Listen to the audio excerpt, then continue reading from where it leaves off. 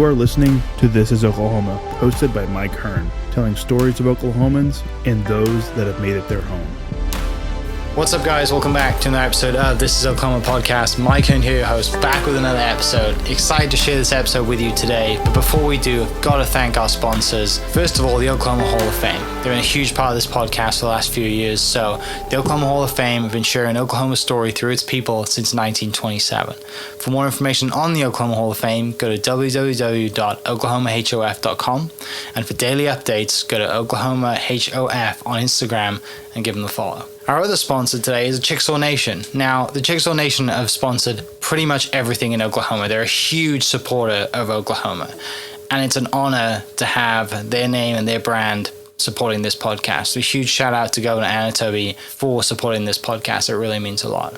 Our third sponsor is Diffie Ford Lincoln down in El Reno. Now, this one makes me so happy because these guys are great friends of mine, play a lot of golf together. I've bought my cars from them, do most of my oil changes down there, have a cup of coffee, hang out down in El Reno. It's a good spot to go. And not only are they great friends, but they provide a great service. So for over 60 years, third generation family owned Oklahoma business down in El Reno. They're also in Bethany as well. So people in the Bethany area know the Diffies really well.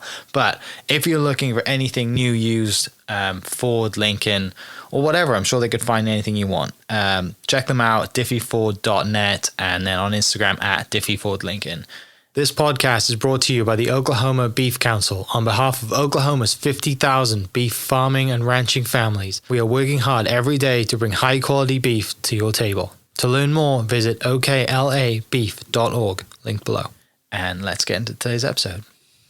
What's up, guys? Welcome back to another episode of This is Oklahoma. Mike Hearn here, host, back with another episode. We're at my real estate office today. A little change of pace. It's nice because nobody's here on the weekend other than us. So today we have an Olympian on the podcast, which you are the third Olympian to be on the podcast. So you're in a good group right there, and I am in the presence of greatness, obviously. But Mr. Ali Khalafalla is on the podcast.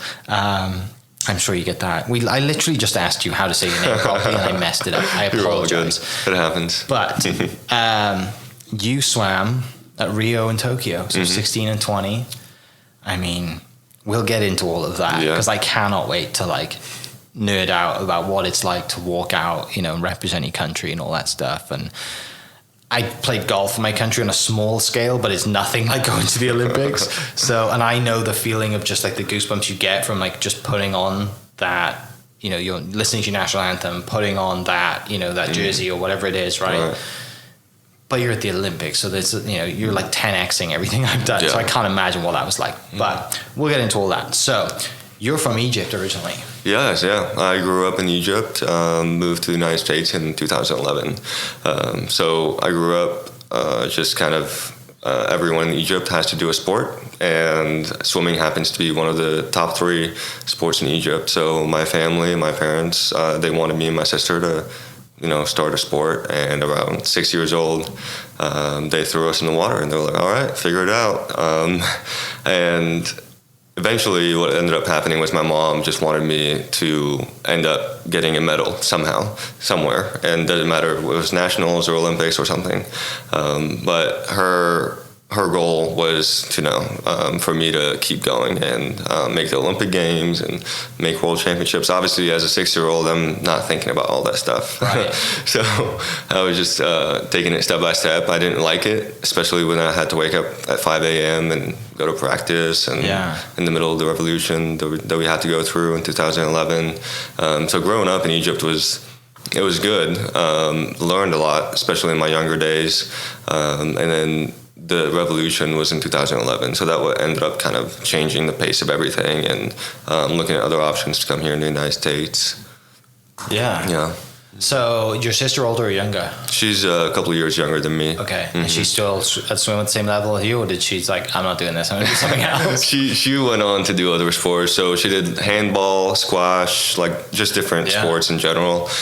She's currently a lawyer, so she got her hands full. She's definitely not going to be able to balance a sport with being a lawyer. So she went on to do other stuff. Okay. I miss we used to play handball in school back home. I miss that game so much. It was so much fun to just run around and play handball. Yeah. Yeah, it's very different because in America it's not very popular. You can find it in California where there's a little more of a melting pot, but not in your typical Oklahoma or Midwest or any other state in the squash too. Yeah, squash is not very common. They call it racquetball here, right? Or whatever they call it, right? I'm not really sure. Yeah. Yeah, I had a friend in my high school who he did come out here to play squash in college, but it was at I think it's only at the really elite kind of schools or whatever. He went to Yale, so it's whatever. Yeah. I'm never gonna start. I don't have the brain to get into any of those elite, Ivy League schools. But I'm not surprised that the Ivy League schools had squash or racquetball. Right. It just seems like a very Ivy League thing to do. Yeah. Luxury sport. Yeah, exactly. So growing up in Egypt, then tell me about Egypt growing up, right? Because I think a lot of people just see the pyramids and they see Tutankhamun and all the gold stuff and they think that's cool. Maybe we'll go there one day. Yeah. What's it like actually living there? It's really nice. I'm very proud to have grown up there and to eventually transition to coming here to the States. But if I would describe growing up in Egypt in one word, it would be chaotic. Okay. That would be chaotic in a good way, meaning that people are very type B, not type A. Things get done kind of, at a slow pace. They eventually get done, but to start with, you kind of have to push each other a little bit. People are very emotionally connected to each other. The sense of community is really important. Balancing between work and family is extremely important. So I learned a lot of really good stuff just before coming here to the States. One of the most chaotic things is obviously driving. And I don't know if you've ever been abroad to a Middle Eastern country, but it's one of the chaotic experiences driving-wise you'll ever encounter in your life. But you kind of have to figure it out because we have a saying that headlights and all that stuff that we have on the roads, they're more for just decorations. We don't. You can stop for it, but it's kind of like a stop with a question mark. If you want to stop, sure. Okay. If you don't, keep going. But you kind of have to maneuver your life. So with that image of driving, that's just kind of how people are, but it's one of the greatest places to grow up in, is considering the history and Islamic, Christian, ancient Egyptian history. There's just so much, I'm growing up around. And only recently, actually, every time I go back, I've actually paid more attention to that because growing up, I've maybe gone to the pyramids once or maybe twice, but I didn't really understand how grand it is until I came here and everyone was asking me about it. I can relate to that because it's exactly the same for me in Wales because every time I go back with my wife, they're like, hey, I want to go show you something that I never did when I was a kid, but it's always been here, right? Castles or whatever it is. And the same for you, right? You take it for granted because you're like, it's already there. And I assume the way history was in the UK and Wales, it was it was just a class that you had to take, right? And if you're not passionate about it, you don't really care. Whereas the same in Egypt, we have all this history that goes back, it kind of makes me laugh about the Americans and their history. And look, I know there's some things that happen. That's fine. It's just not as long as our history, right? Yeah. And obviously it goes back even further when you go to Egypt. And, I haven't been yet. I'd love to go. My parents, I think, have been. Okay. And they loved it. And, I think the older you get too, the more you just generally get into history as you age, I think. You just become more curious, right? As a kid, you're like, oh, something shiny, and I'm going to play video games and play soccer or jump in the water or whatever. Right. It's interesting how the priorities change as you get older. And that's, I obviously relate to that, especially when we're growing up, we were learning about the pharaohs and all the families, the Muslim families, Egyptian ancient stuff. But I really don't remember much of that because I wasn't really as curious as I am today, and how I feel like social media plays a big role in that because, when I was growing up, I wasn't really having much access to all the different videos and the, different places in Egypt that you can see online, that you can see now online. So that's been, I think, one of the biggest motivators, to go back. And also we have a couple of seas, the Red Sea and the Mediterranean Sea. So there was a lot of opportunities for just scuba diving. And Egypt actually has the top 4 places to scuba dive of the top 10 in the world. Wow. So it is, and I got to do that a couple of years ago, and it was one of the best experiences. It was really cool. You mentioned swimming being the top 3. What were the other 2 sports?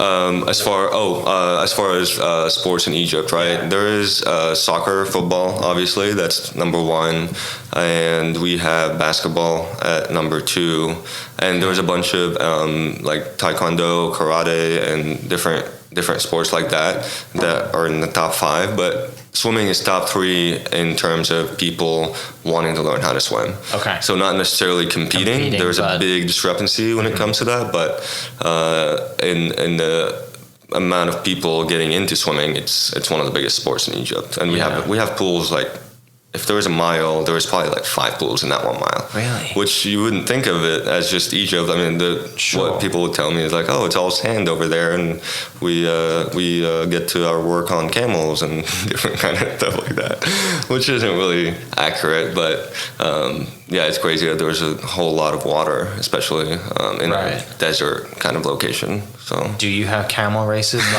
like the guys in Dubai and all the other Bahrain? I've never seen it. No, not in Egypt. I'd love to see it. They're so fast. The camels are crazy fast. Because it looks faster than horses.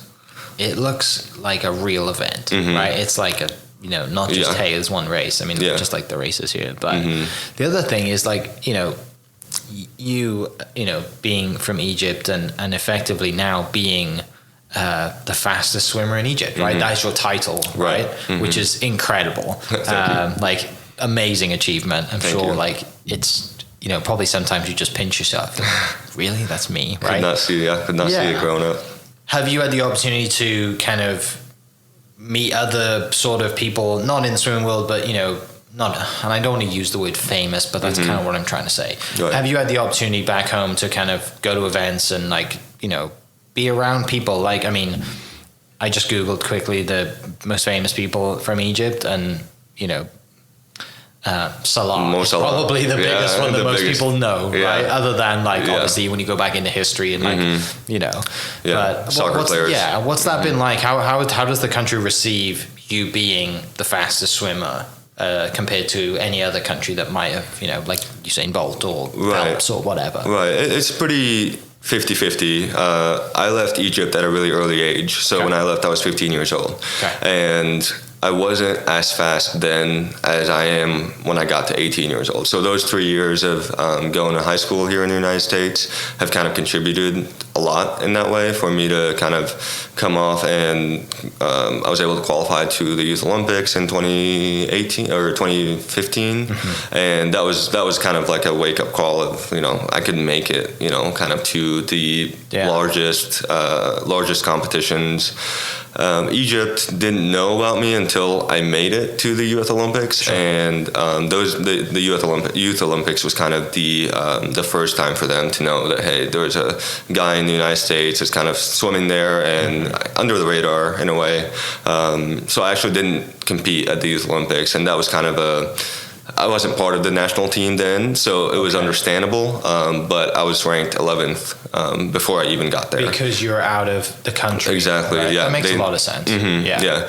And I mean, there was also like Egypt sometimes gets fewer spots just based on the financial situation and everything. So after that, I was able to prove myself. So I kind of all just relied on me and my family to help me out growing up until I was able to make it kind of to World Championships in 2015 and then the Olympics in 2016. Yeah. And that's when things kind of started to change. I started to receive more attention from Egypt and the federation. Sure.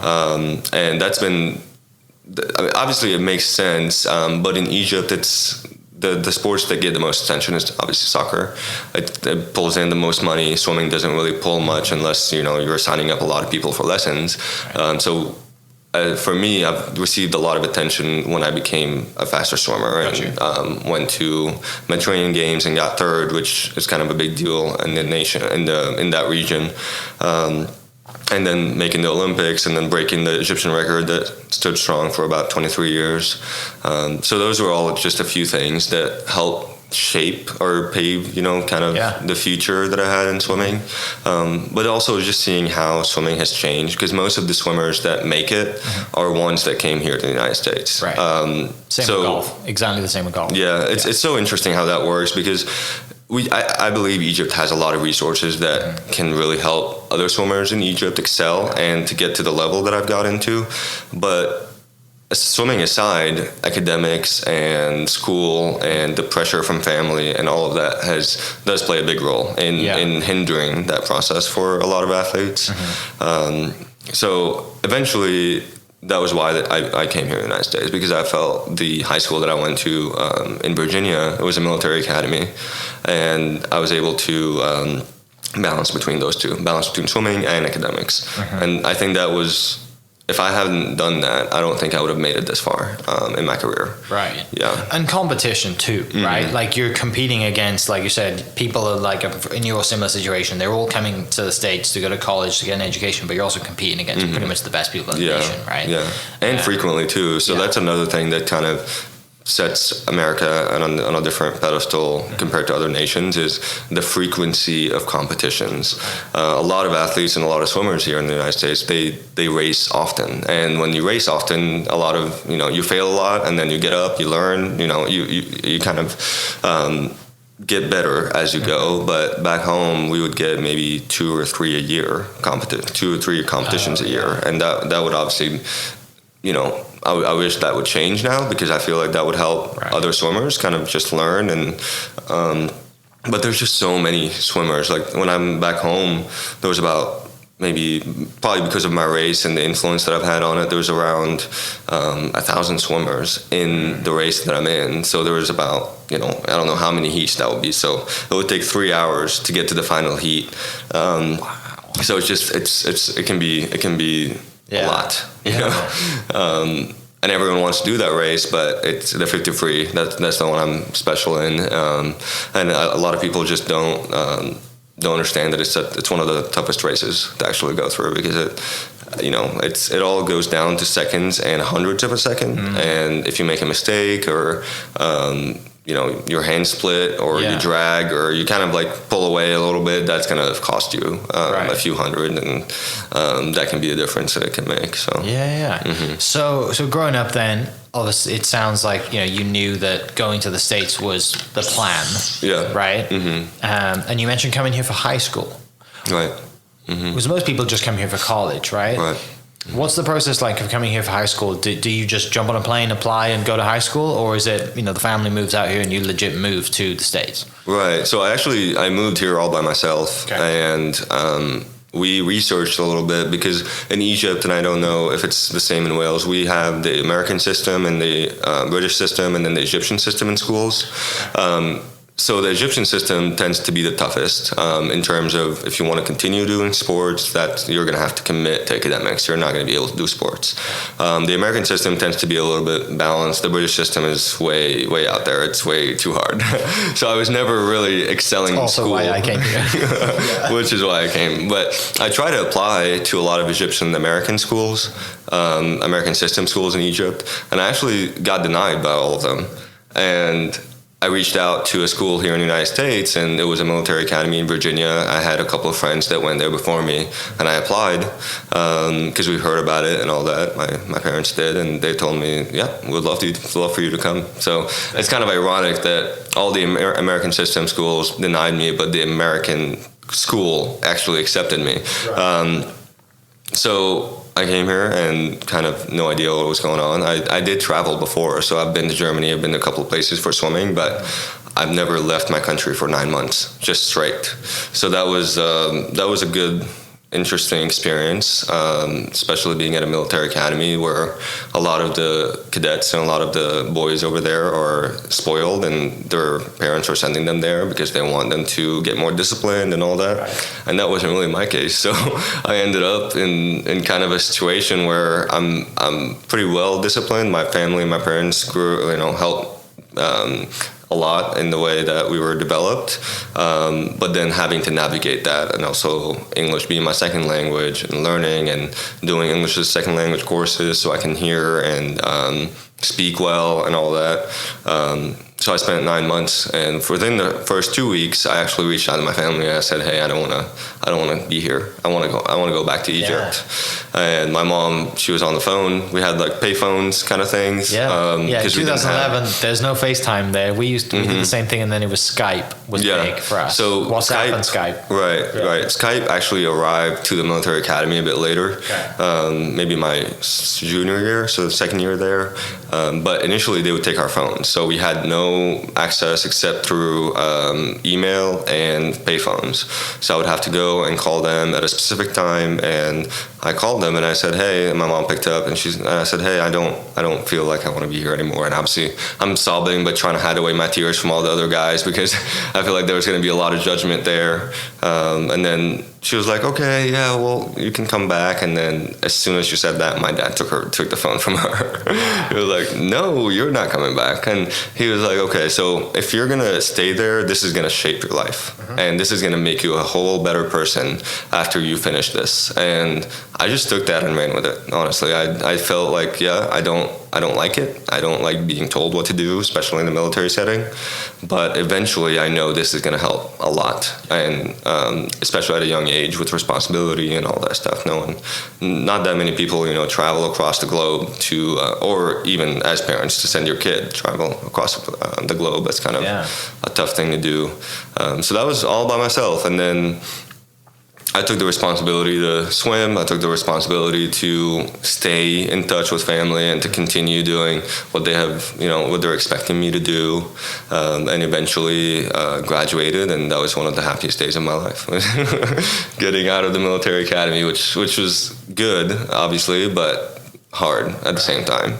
Yeah, especially when you were like, 14, 15, 16, going to this academy. And like I said, you're halfway around the world. Right. You can't just have that face-to-face interaction with your family because there isn't any FaceTime. Right. And also, you're at a military academy, so it's not just like school, is it? No. Right? Like, had your family had any previous kind of history in the military, or was it just you were like, "Hey, this is a school, they've accepted me, even though it's a military academy, I'm going"? Right. No, I mean, in Egypt, there is kind of like a mandatory aspect of being in the military. So my dad did do that. He did the service. But it's different, In the United States, the military is such a different level than in Egypt. And especially I didn't go to the Army or Navy or anything like that. So it didn't feel like it was going to be that hard. But they didn't have any background in it. No. Yeah. So from then you graduate high school, and then is the military academy helping you apply for university? And like, is there a counselor there that's really saying, "Hey, if you want to stay here, like, let's start applying, and I want to swim, like, let's just start putting out, get in touch with coaches and all that thing"? Right. How's that process? There was a lot of help that was offered there, especially with the counselor, and then also my coach, the swim coach that was there.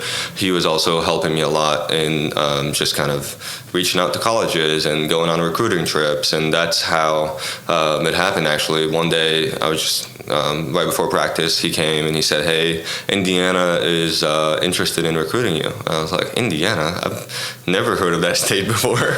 I've been here in the United States for 3 years, and Indiana hasn't been on my brain for 1 second." One, is it?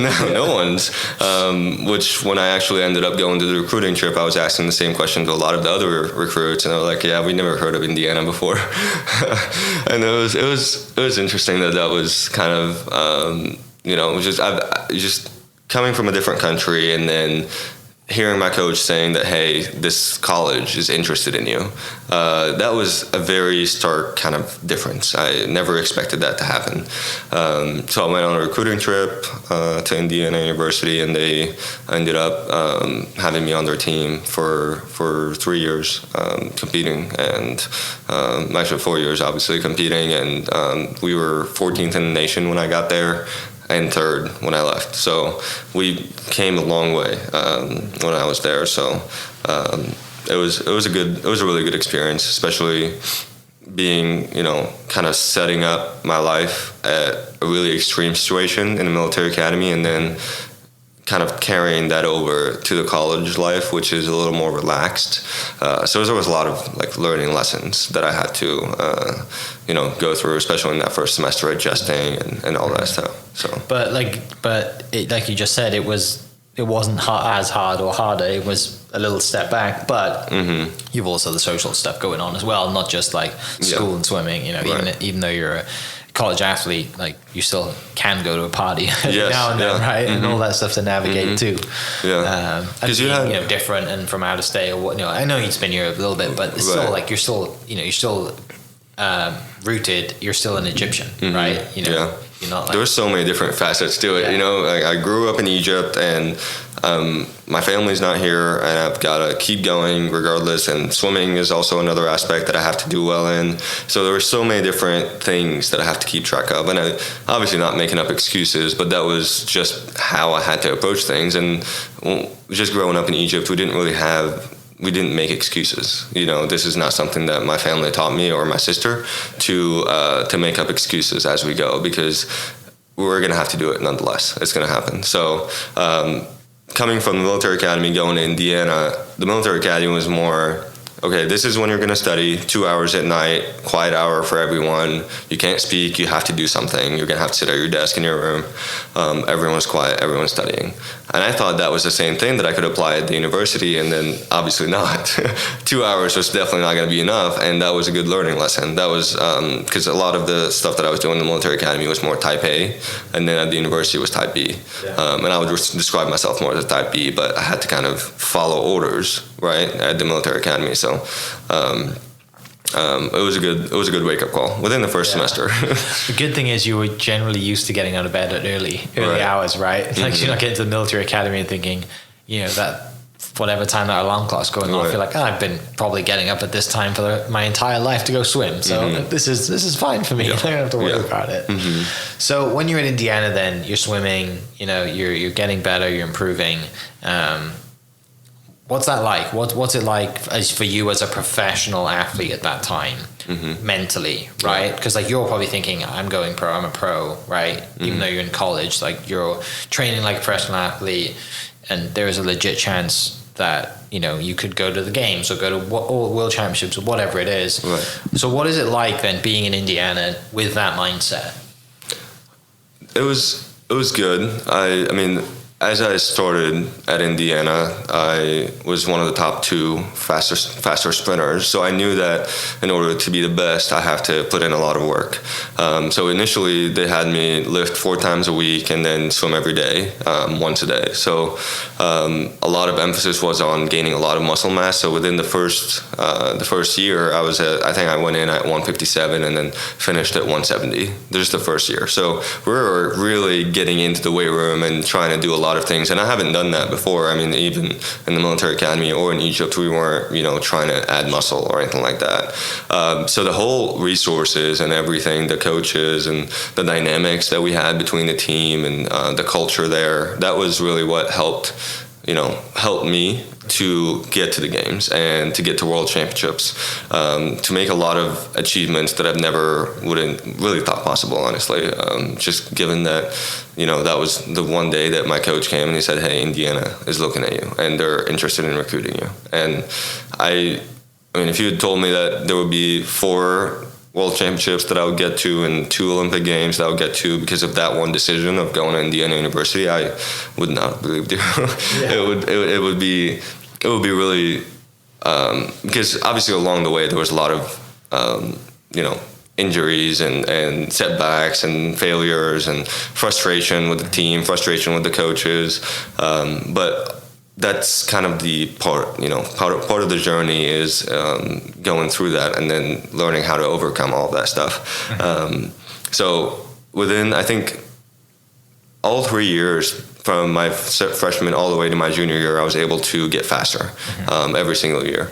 And then my 4th year was when I hit a big setback. And that was really what kind of got me on, you know, kind of a stagnant place with injuries and just situations that were out of my control. And that was a good place to actually be, because in my mind, I always felt, okay, so my first 3 years have been going really well. Yeah. So this is going to keep going really well. Right. But as an athlete, and you may know, like it's not how it always does. I mean, even when I qualified to the Olympics in 2016, it was in between 2 big competitions that we had. So we had the Big Ten competition championships and then the NCAAs. And in between those, my coach and I decided to go and try to give it a shot and qualify for the Olympics. And it's tough because I have done like a full taper. We've kind of just got ready for that first competition, and we have to keep it going to the second one. The second one is going to be to make the Olympics, and the third one is even more important for the college. So he's worried about me performing really well at all those competitions. I'm also worried about that and qualifying to the Olympics. So I went by myself to Orlando in that, I think it was early March in 2016. And gave it a shot, and I was able to qualify by 2/100ths of a second, and I just couldn't believe it. I was there, and obviously I had no team, I had no family. I just called my mom afterwards. I FaceTimed them, and I was like, "Hey, time to get your tickets. Time to get your tickets to the Olympics." And they were obviously watching online, and it was a surreal moment. We never really, kind of bittersweet, kind of in the midst of all this chaos. There's a lot of order that ends up happening at the end sometimes. It's the 1%, like in a lot of competitions, a lot of races, there's usually a lot of failing that happens, and then there's one or two that tends to be, this is what sends me to the moon, pretty much. So, but Indiana has played a big role, and not just Indiana, just a lot of, I believe that there's a lot of, things that God puts in each person's life to help them throughout the way. So whether when I was in Egypt all the way to now, being here in Oklahoma, and even being here, I wouldn't, if someone told me, "Hey, you're going to end up in Oklahoma one day," I was like, no way.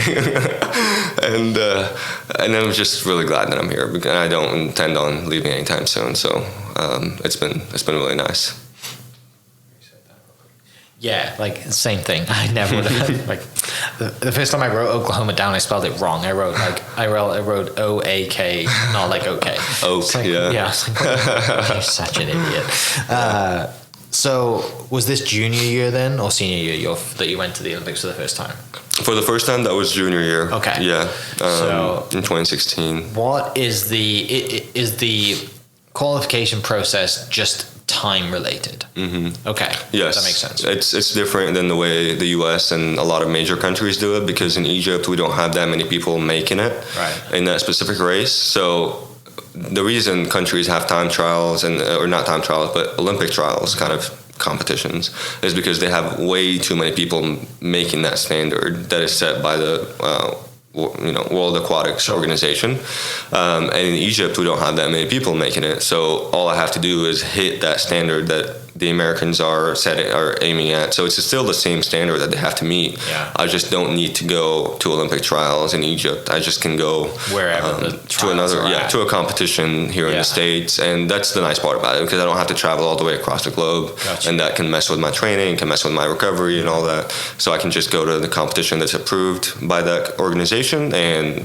aim at it, and hopefully that will get you there. How many opportunities do you have to qualify for it then throughout the year when they're having those like official events? Right. So like as an example, Paris 2024 is coming up, and the qualification times start in March of this year and they end in June of next year. Okay. So each competition is usually about a year and a half of giving you a shot at training, and then going to different competitions, and then try to make it at one of those competitions. Are you actively training for the new one? Okay, so you're basically in the middle of training. In the middle of it. Yeah. So, and I mean, there's no rush really. I tried to qualify to the Olympics in 2019. In May 2019, so that's about a year before the Olympics was supposed to happen. Obviously, COVID kind of changed that. Yeah. And I was off by 3/100ths. It's so close. Yeah, so I went 22 seconds 0.5 100ths of a second. I was supposed to do 22.02. Yeah.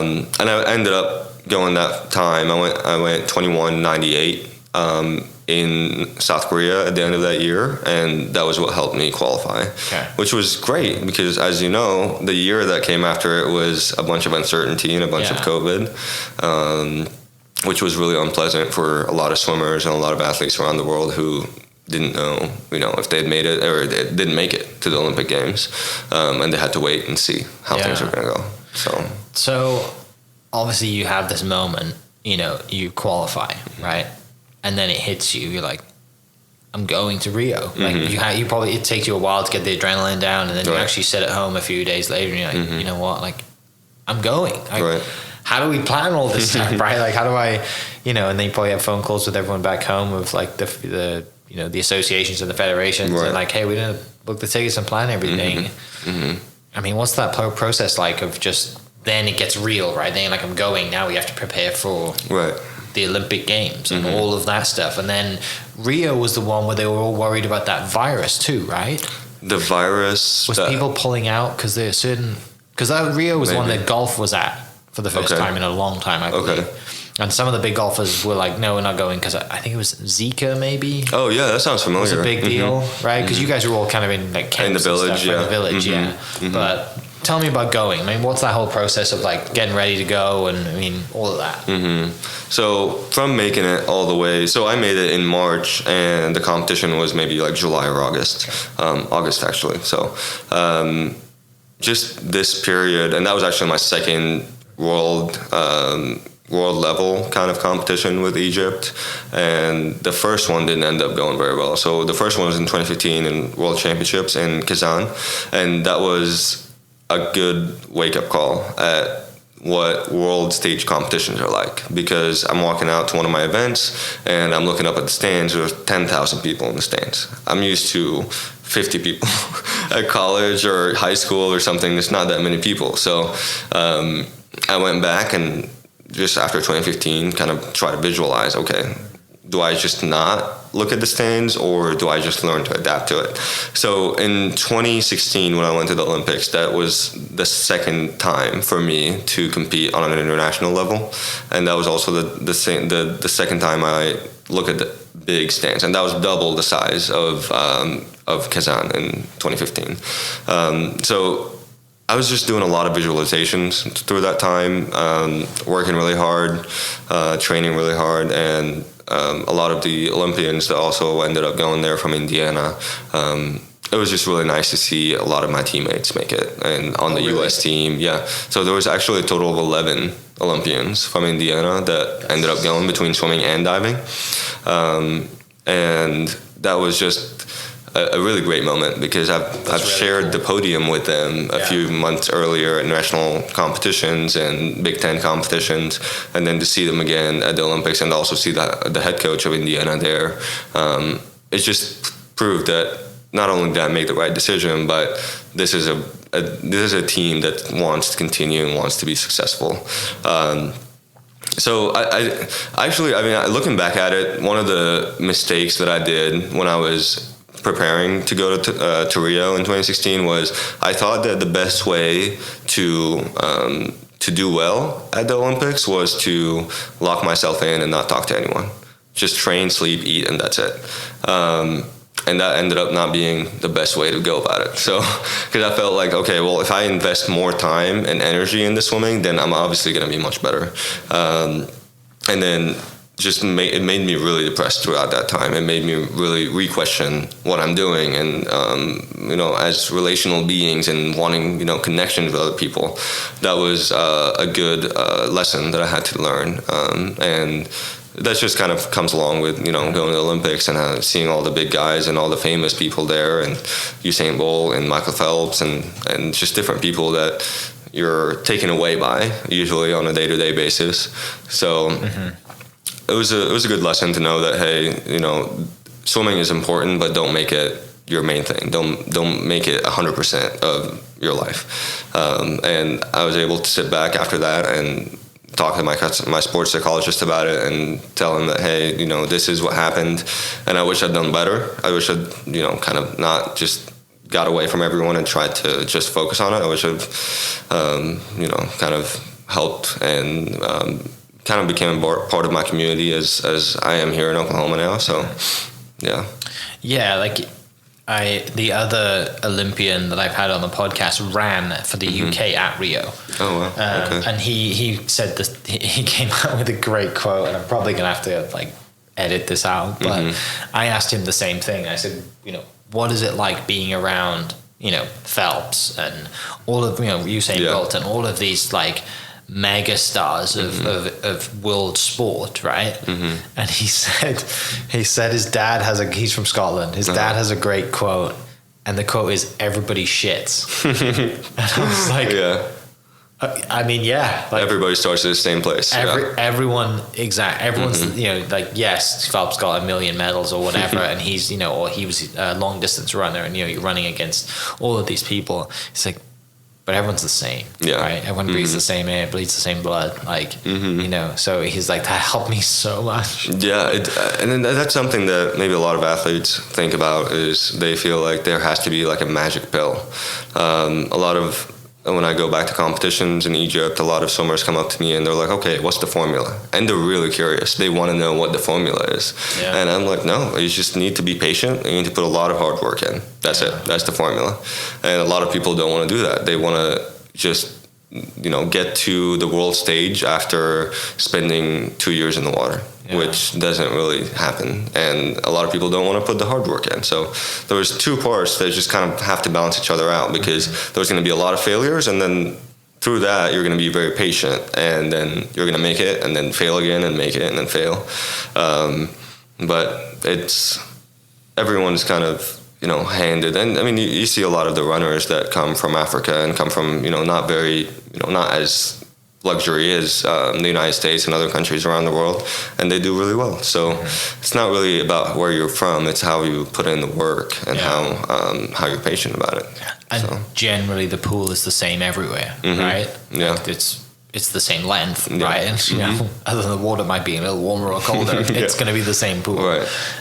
So what was different then? Actually, before we get to that, what's it like walking out with your team? Like walking out with the entire country of Egypt during the ceremony? I mean, did you video the whole thing? Or you have a GoPro strapped to your chest? Like, or you just taking it? Like, what was that like? It was overwhelming, and in a good way, because I was using my phone and I was Instagram live the whole thing.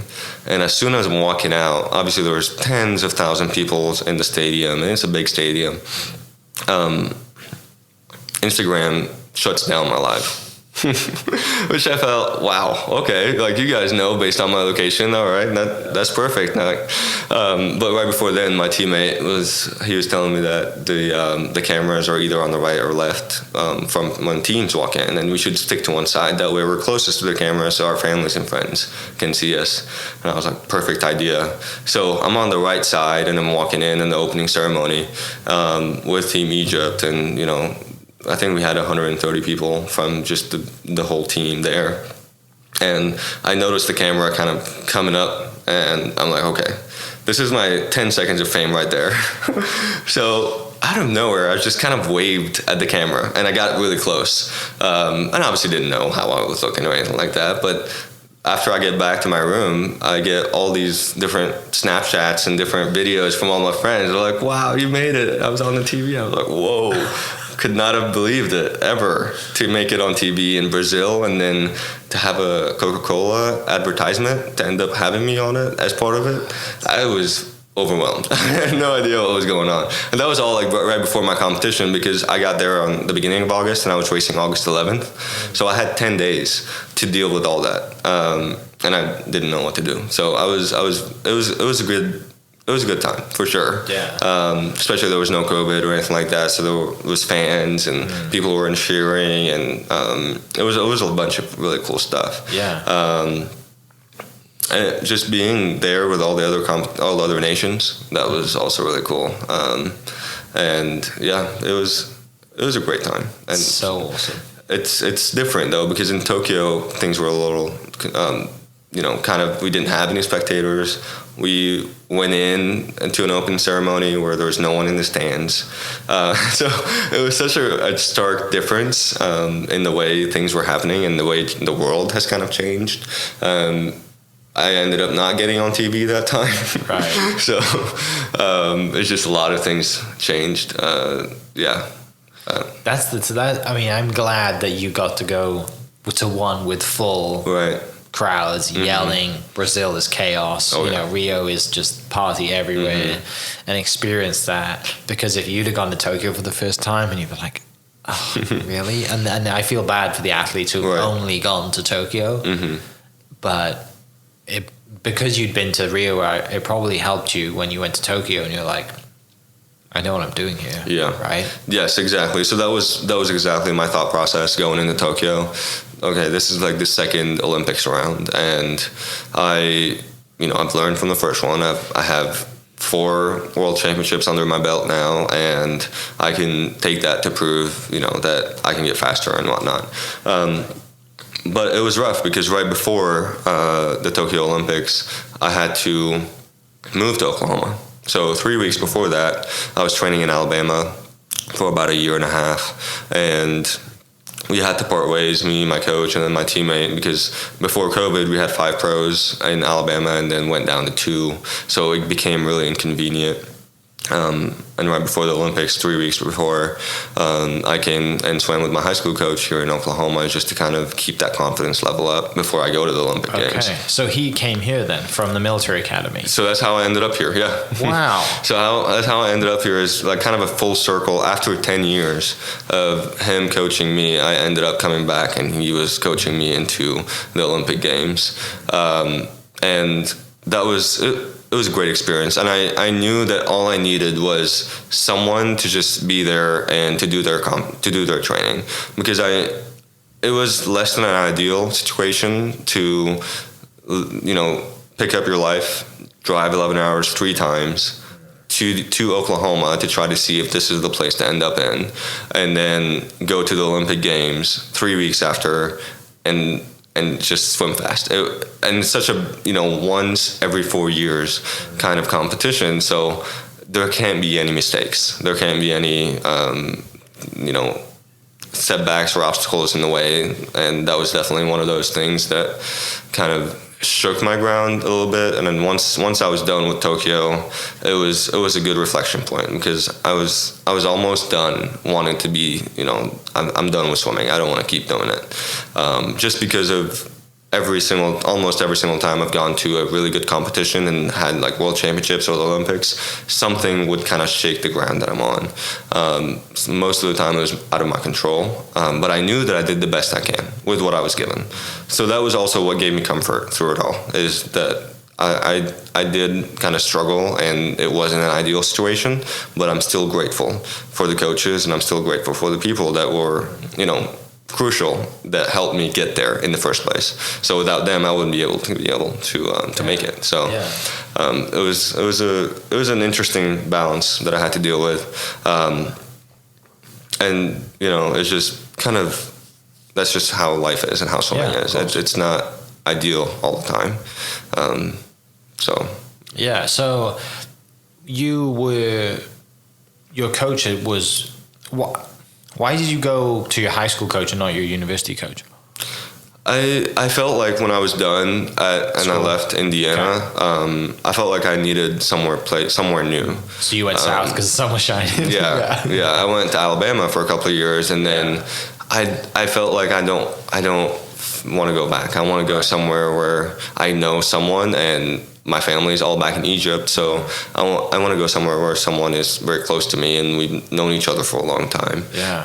Because that just kind of, there's a lot of, like, if I go to a new place, I'm going to have a lot of pressure from people. There's a lot of things that I have to deal with that would be kind of making that process even more hard. So coming to Oklahoma, coming back to my high school coach, and just staying here for a little bit, which throughout the 2 to 3 weeks, I made so many great friends and great community and friendly people that I just never thought would be able to, carry me through that time. My friends, they were able to throw an Olympic party for me, and before I went, and those were people that I met for only a week and a half or 2 weeks, and just seeing how nice people were and how they were just very welcoming. And it turned out that I just have never seen that before. Like, living in Indiana or other places, Oklahoma has a very different kind of level of hospitality and people that are truly nice. They're not just nice in 1 or 2 days. They're nice throughout the whole year, which takes a lot of effort. So that was why I ended up coming here. And, it feels the right thing to do. And I left after I went back to the Olympics to go back to Egypt, and my sister got engaged, and I spent some time with her and my family, and then decided to come back again. Because I just had a lasting memory. I felt like this is the place where God is going to keep me here for a while. And regardless of what's happening, it's not the best place for swimming. There's only one college of, swimming here. But I can do the best I can with it. So, and just last year I was able to get my green card too. So that's helped me work finally and do other stuff that not necessarily have to be completely focused on swimming. Was that through like A1 athlete visa? H1B. H1B. Yeah, A1, HB. Okay. Yeah, I haven't researched one, them right? in a while. Yeah. Yeah. Mm-hmm. Like, so were you, after you graduate university, in that time where you were in Alabama, were you working, or were you just solely like, hey, I'm swimming? Yeah, I was on OPT, the optional training, for a while. So I was working with Alabama as a data analyst, and I really enjoyed that. So I was working, obviously, Alabama is a huge American football college, and we were working with the football players, trying to maximize their progress in the weight room. And they have like a Whoop kind of thing where you can track their, their calories and if they're getting burned out or anything like that. So you tell your trainers that, hey, this guy needs some rest. So that was really interesting, just looking at data analysis from a sports standpoint. Yeah. And I learned a lot through that time. So I was using that. Obviously, I had to come back on an F1 OPT in order to swim. So I did that for a while and then went back to do another visa, the professional athlete visa. And that's when I got stuck in Egypt because the embassy was closed. Yeah. So I couldn't transfer or get the new visa. So when I did get it, I was able to come back and then apply for my green card. Gotcha. And obviously, I mean, for a lot of Americans that maybe don't understand the immigration process that people have to go through, people can wait. There's a lot of different categories, and sometimes it takes 17 years for people to get their green card here in the United States. And luckily, my category is very minute. It's very small. It's mostly for athletes and celebrities and people musicians, so there's not that many people that are always applying into it. So it gets a little faster, lower quota. So, you're not competing with thousands and thousands of people from all over the country, all over the world that want to get to live in this country. I did OPT as well, so I know what you're talking about with that. It's the greatest thing for college students to come out. But tell me about being at the University of Alabama at their football program and around Coach Saban and seeing all that stuff. I mean, was really as an athlete yourself, that must have just been like, let me nerd out here because this is so cool. Nick Saban, he was like the president of the state of Alabama. Like, you wake up and you go get bacon and obviously barbecue. That's what they have for breakfast. So we go up there and it's like Roll Tide. Roll Tide is like their good morning, hi, hello, bye, good night, everything is all Roll Tide. And that was my first ever exposure to American football because Indiana wasn't too good, and we have really solid Big Ten schools like Ohio State and Michigan, so they never really gave us a chance. Alabama was very, very good, so I got to go to one of the games, and it was just a great experience, just learning about that. And then every time I would go to, obviously, because my work was in the same building where Nick Saban's office is, so every time I would just kind of walk by his office and see all the rings that they have, and they have like a mini museum of all the Heisman Trophy winners and just crazy stuff that they're always working on, and the way they feed their athletes too. And I took part of that, just being on the swim team. Sometimes they would have lobster tails for dinner. And just thinking back at what I had in college was maybe some Western omelet, and that was about it. So just getting the high level, because in order to compete at a high level, you have to eat really well and good quality stuff, which I was like, okay, like Alabama, this is the place to be. And then COVID hit, and we had to go swim at a yacht club for a while because we had no idea if the Olympics were postponed or not, and eventually went back to Egypt because there was just no end in sight with what's going on with COVID. No one knew what was happening, and I preferred, after 10 years of being away from my family, that this is probably the best time, and I'll never get this time again to spend with them. So I spent 9 months with them, which way more than I would have ever expected throughout that whole time. Yeah, the longest you've spent with them since you've been away from the country when you were going to high school. Right. Like, I spent summers with them. 8 years or something, right? That's a long, and fortunate to go home twice a year, to go home for summer and Christmas probably, but still, like, it's not the same when you get to spend 9 months in a country that you've missed and grown up in. And, I mean, I love food. Like, I'm sure, like, Egyptian food is so much better than good. Egyptian food here, like, and even definitely in Alabama, I'm sure there was some places you're like, I'm eating this today, really? But that's so cool to have that experience, though, right? To learn about dieting and performance and, because, yes, you're a data analyst and you're technically working, but you're also a professional athlete. Right. So it's just like, you're getting paid to learn from the best athletes in the country at that point, right? Yeah, it was great. And the weight room that they had, the way they structure their lifting and the football team and just the way they approach everything. There was a smoothie bar in the weight room. So after you're done, you just go get a smoothie and head out. So they were just on top of everything, which made sense because I was like, okay, so in order to make it to the top level, this is what it takes, and it's not just training; it's everything around everything that you're doing. So Alabama was a really wonderful experience, and then ended up coming here after that, and don't really want to leave, honestly. Yeah, I mean, I know how you feel. Yeah, it's because that's I did the same thing. I was like, I figured out that this, these are the great people. Pretty much exactly what you said. Like, everyone's so nice. And it's genuine. It's not I'm being nice to you because I want something from you. It's I'm being nice to you because that's just who I am and who my parents are and what we do here.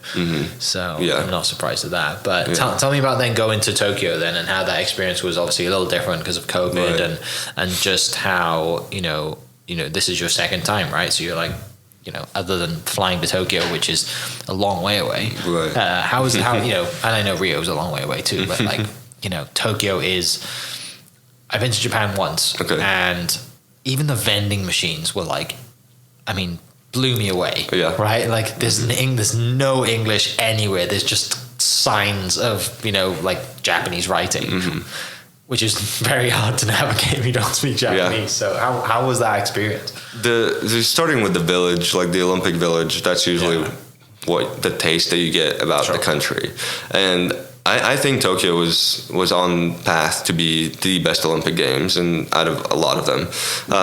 But COVID really ended a lot of those, aspirations for them. They had everything set in place, and they did the best they can, obviously, with the pandemic and being in the midst of that, and actually making it happen at a loss, not really at a profit for all the sponsors and stuff like that. But it was a fun experience nonetheless, and. Being there was competition-wise, it still felt the same. Like as we were training and getting ready for the swimming, for the races and everything, it still felt like another high-class competition. That sometimes just feeling like there's not many people in the spectators and many people in the stands. That this is not the same, but it was, and it's just obviously it was different. Being that there's no one cheering except for your friends and their coaches and the staff. But knowing that there was, family and friends back home that were, staying up and making sure that they watched the race and just doing it for them. Because obviously, like, when I got there, I was very burned out. Just picking up places and moving. I've done that 3 times in my life, and they're always by myself. And I can only imagine, a lot of people move across countries and they move a lot across the states, but they do it often with families and with friends and for a job or something. But just to pick up and pack all my stuff in my car and then come here tonight to Oklahoma to figure things out and then drive back again, that's another 11 hours, and pick up my stuff, put it in the car, and then come back and settle in for a little bit. That really burned me out. And I felt that I was just going to have to get there, stand on the blocks, and give it the best I got. But I was really relieved after I was done because I was thinking at the time that, okay, I'm going to take this time to just relax. A lot has happened, and unfortunately it wasn't the best, but I just have to sit back and relax for a little bit. Well, and the first time you could actually, probably in your entire swim career, actually just say, you know what, I'm going to take 2 months or 3 months off. I'm going to take as much time off as I want because I'm, like you said earlier, if you'd have told me that I'm going to swim, in all these world championships and I'm going to go to university and I'm going to swim into, you'd have said, yeah, which finger do you want to take from me? Like, take it, like, because this is going to be awesome. Right. But like you said, when you get to that at Tokyo, you're like, you know what? I think I'm just going to take some time off and mentally get to where you want to be, and then fall in love with the sport all back again. Yeah. Right? That's what happens with me in golf in the winter. In the winter. Like, I'm not going to play golf this winter, and then come springtime, I'm like chomping at it. I'm like, okay, I got to get on the golf course. The passion comes back. Yeah. You know, and if it doesn't come back, then you know that this is not it anymore. Right. And a lot of athletes don't do that. And it's understandable, because the coaches that they're with, they want the best out of them, and I personally always want to do the best, but we're human, and our mental health and all of that comes at a big expense, and especially when you have so many different arms in your life. So I have the Egyptian Federation, I have my coaches, I have my family, I have my friends. They all want the best for me, but if I continue to do things and continue to do the sport because it's for them, not for me, then that's going to negatively impact me. Right. So that was a good lesson after Tokyo, to sit back and just have a lot of conversations with my family and friends. And most of the conversations were really tough, because it was on the edge of wanting to be done. And I had to disappear for about a year from swimming. After that year, I was able to come back even stronger. I'm currently swimming here in Oklahoma with the college team, and that's been one of the best things that happened to me in the past year, because I just was able to make it again to another World Championships after being gone for about a year, and everyone thinking that it was done. I'm done with everything. But, you know, I know that swimming won't be around for the rest of my life, and just being here in Oklahoma and then getting the opportunity to work and to invest and to be part of the community, it's a much more balanced life that I would like to be a part in. And swimming is, you know, it's an important part of my life, but that doesn't mean that I will just zone in like I did pre-2016 and ends up negatively impacting again. Yeah. So swimming then becomes a vehicle to meeting and opening up doors rather than like my entire job, right? Yeah. Like, because like you said, if it does just become solely obsessive focused, then you know, things are going to suffer in other areas, right? Spiritually, friendships, you know, whatever it is. And like I said, you're at the college. Where is it? Oklahoma City? Oklahoma Christian. Okay. Yeah. So I swim with them. I've swum with them since last April. Okay. And I was able to get back into it and swim fast again. And I think the sense of having a team with me and making, you know, friends and teammates that, you know, we're in the grind every day, I missed that, because a lot of times during COVID and then after, I was just swimming by myself. So every time I swim by myself now, it's really tough, because I remember that time where it was just me in the water, and it's really boring. It's quiet. It's very quiet, right? And it's just a line on the bottom of the pool that you have to stare at, and that's it. You know, there's no music, there's nothing entertaining you. It takes a lot of discipline for a swimmer to keep going if they're just swimming by themselves. So to have them and to have that team has been a huge blessing. And the coaches, that they're world-class coaches. So and you got a bunch of younger guys like trying to beat you, right? Exactly. You know, like that's keeping you going too, because you're like, hey, you know, I got a few years on you guys, maybe more, and you know, these guys are like, hey, I gotta race this guy, he's been in the Olympics or whatever. You know, they might beat you in practice every now and then, and you're just like, you know, talking trash or whatever. I remember, it's cool to have that. I remember the first day I got to Oklahoma Christian, and one of the swimmers were just kind of doing a set next to each other. I haven't really introduced, it was like one of the first times, so I haven't really introduced myself to him yet. And afterwards, I noticed he was kind of like, you know, agitated, and I was like, hey, my name's Ali, like I'm just swimming with you guys. He was like, okay, so what year are you? And I was like, no, I'm a pro. I'm not here to take your spot, don't worry. He was like, all right, perfect, now it's working out. Okay, not threatened anymore. So that's brilliant. Do you so with the 50 freestyle, you know, it's a sprint, right? So what is your training? You don't have to go into everything, but what is just a typical day training for a 50 freestyle like?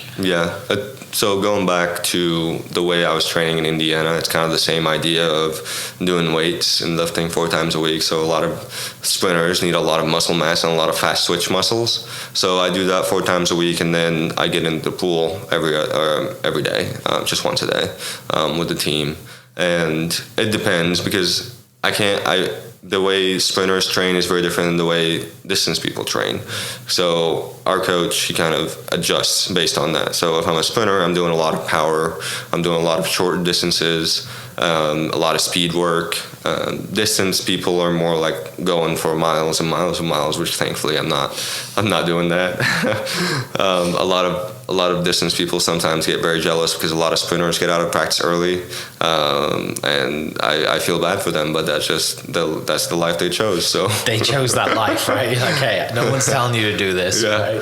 Yeah. Or even if they are, you just happen to be good. It's like long distance runners. Like I run one race a year, and I train for that one race, and then I'm done for the rest of the year, and I'll just kind of pick it up in the new year. Yeah. But some of the times I'm out there running, I'm like, why are you doing this? And like. But it's interesting, like today, I had a long run today, and, I got a few miles to go, and the way that I do my long runs is I generally go out and back to my house, but I don't go out like halfway and back. I go out a little bit and then come back, have a drink. Like I leave my snacks and stuff at the house, right? All my fuel at the house. So it's like, I break it up into usually like thirds. So, but that's also annoying because you get back to the house and you're like, could I go again? I could just stay here. And then, and running and swimming is, in any sport is so mental that you're like, I could just stay here. No one's going to know. Right. It's just me. No one's going to know about how many miles I didn't run today. Right. But then there's that internal, like, I can do this. And then you just start to walk, right? Or you start to swim and you're like, okay, now and that's thankfully in the distance thing, you don't have to worry about that because it's so fast. Yeah. It's probably more for you in the training and practice that happens, mentally pushing yourself further and lifting more and going that way rather than in the pool, because when you're in the pool it's like what is it, 25 something seconds and you're done, right? With my race it's usually about 21 seconds, and it's very tight. So 21, like the difference between the third and the fourth is 21:95 and 21:92, so crazy. It's not noticeable. You can't see it with your eyes. Just have the touch badge that tells automatically what the goal is or what the time is. But it's just the accountability part of it, and swimming and like running and walking and all that. It's much better to have it, have someone with you doing it. Yeah. A lot of people rely on themselves, and that's really good. But it's just more fun, honestly. More fun would be with other people and training with them. So what? So obviously preparing for Paris. When are the qualifiers coming up? Like when? I mean, is that soon, or is that like hey, I got a few weeks or a month, and then? So that's actually the Paris is starting in March. Oh wow! So next month. So soon, very soon. So I got March 1st till June 31st to qualify. Okay. June 31st, 2024. Okay. So it's about a year and a half, and I don't have to necessarily qualify, as soon as March happens, but I always try to aim for sooner rather than later. Yeah. And I've got some competitions coming up, maybe heading back to Egypt in March to do a competition there, and then another competition in Chicago in April. So, just kind of getting back after a chunk of training, because that's like how I prefer to do it, is to put a lot of training in and then go to a big meet and then come back and train more. I'm excited. To try to qualify to the third Olympics is hard, and just looking through my thought processes through qualifying for Rio and then qualifying for Tokyo, I always wanted to be realistic and knowing that this is going to take a lot of work. So if I'm not willing to put in the work, don't bother. So that's just how I approach things in life and in swimming. If I'm going to try to make the Olympic Games, I have to put 110% in. Otherwise, it's not really worth it. And just step away. So you're totally right, because it's not easy work to be doing, right? Like, if I'm wasting my time, like just like putting in all this effort and tearing my like all of this stuff, right? Like lifting weights and swimming and all of that, like what's the point in doing it if you're not going to go, commit to it fully, right? You mentioned kind of being here around the team. In the future, do you see yourself going into coaching? Possibly. Yeah. Thankfully, I have a lot of expertise in swimming, and then also just in other aspects of life, real estate and the things that I'm doing right now, just doing marketing and enjoying that really. And I think swimming is a really special part of my life. So to be able to give back in some capacity, I definitely see myself in that area in the future. I don't know what exactly.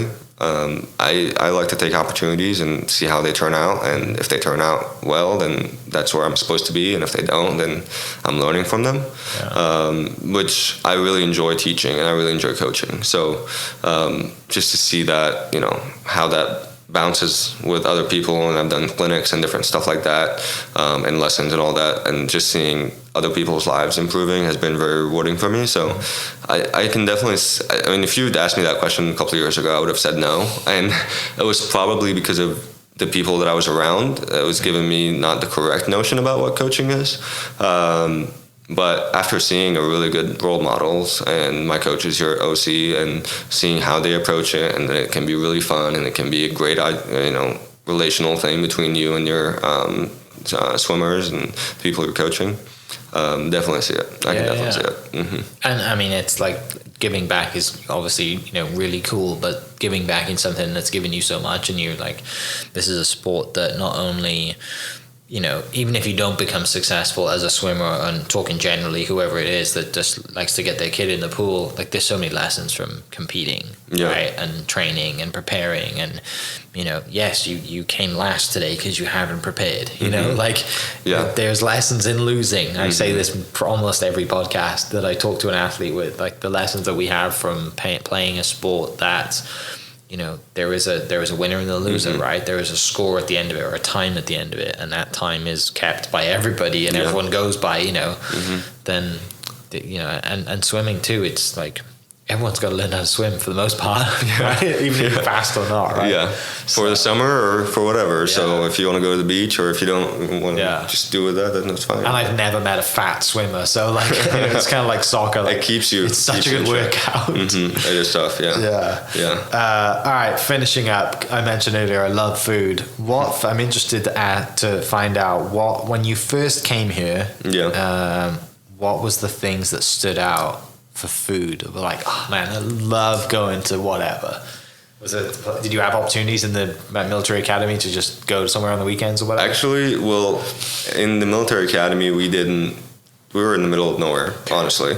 So we had the dining hall food, and then maybe down the road, and we couldn't really get out much, there would be like a pizza burger place.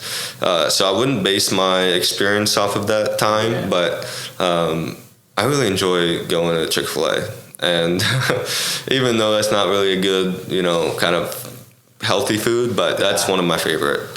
It's and a lot of internationals feel the same way. Like even when I was in Indiana, a lot of our other international friends and swimming, my teammates, we would just go to Chick-fil-A on a Saturday after practice or something. Even my sister and my family, when they come here, they're big fans. So it's crazy how that is, but I don't know if it's because of the chicken or because of the way I grew up and how I like it, or it's one of my favorites. And it's just when I try to go eat somewhere, I try to get something that's a little more like home. So whether that's like a Syrian cuisine or Lebanese or Mediterranean, so something that's a little more similar to home. What's the go-tos here then to find something that's similar to home? Have you tried Nunu's?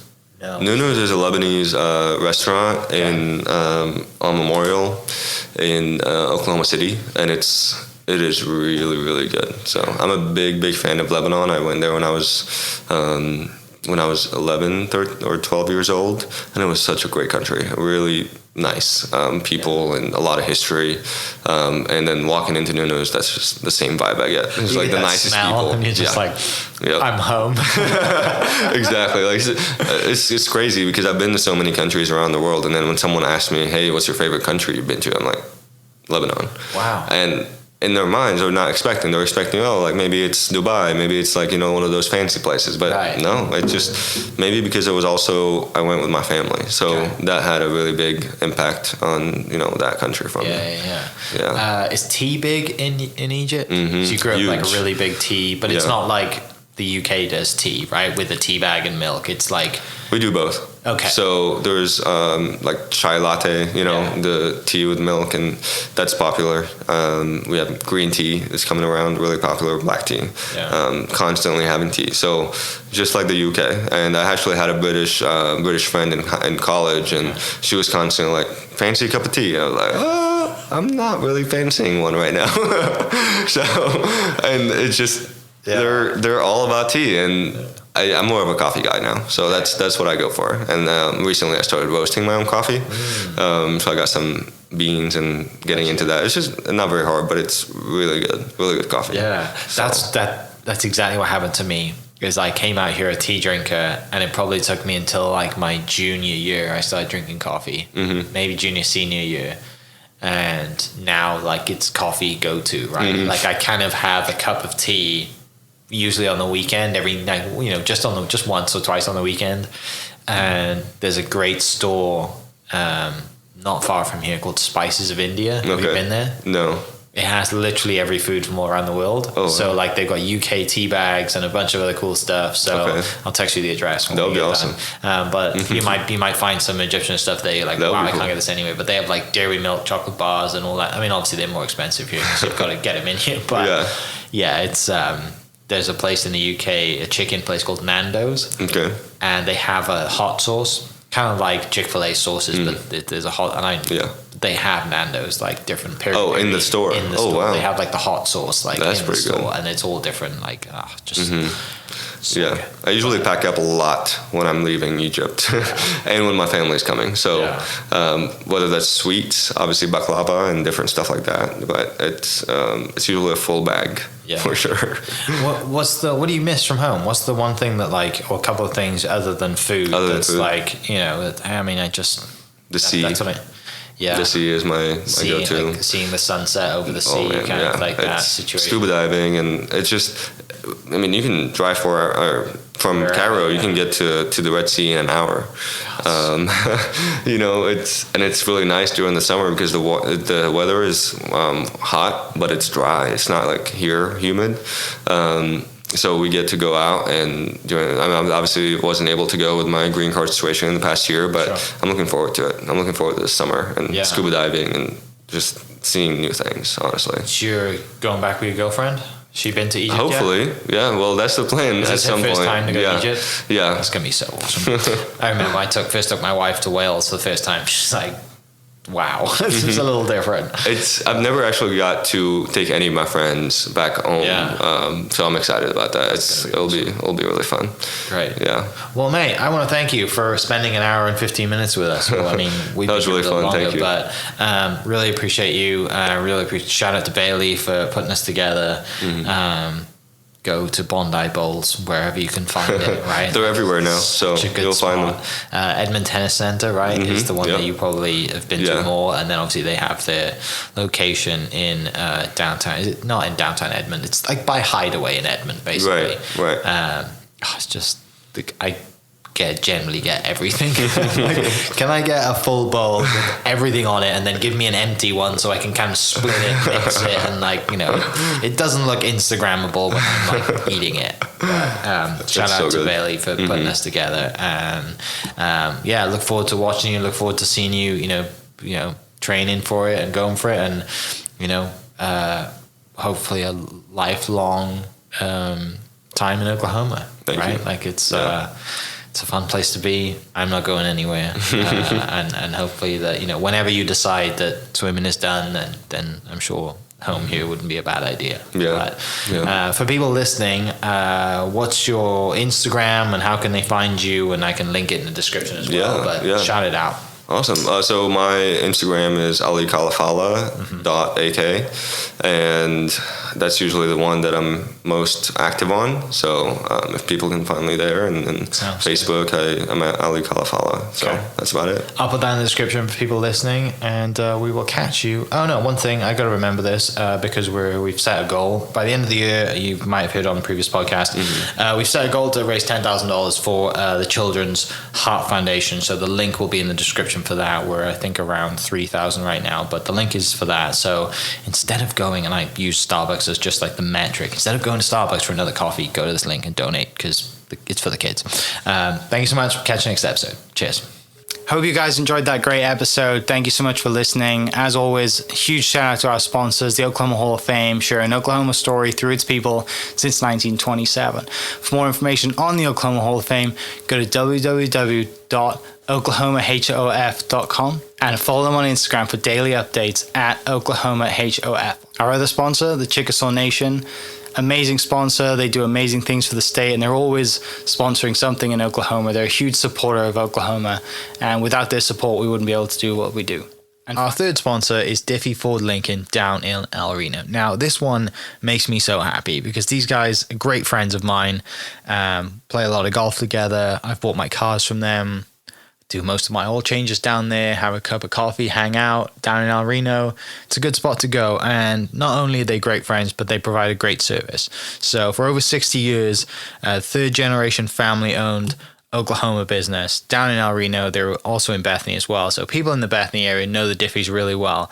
But if you're looking for anything new, used, Ford, Lincoln, or whatever, I'm sure they could find anything you want. Check them out, diffieford.net, and then on Instagram at diffiefordlincoln.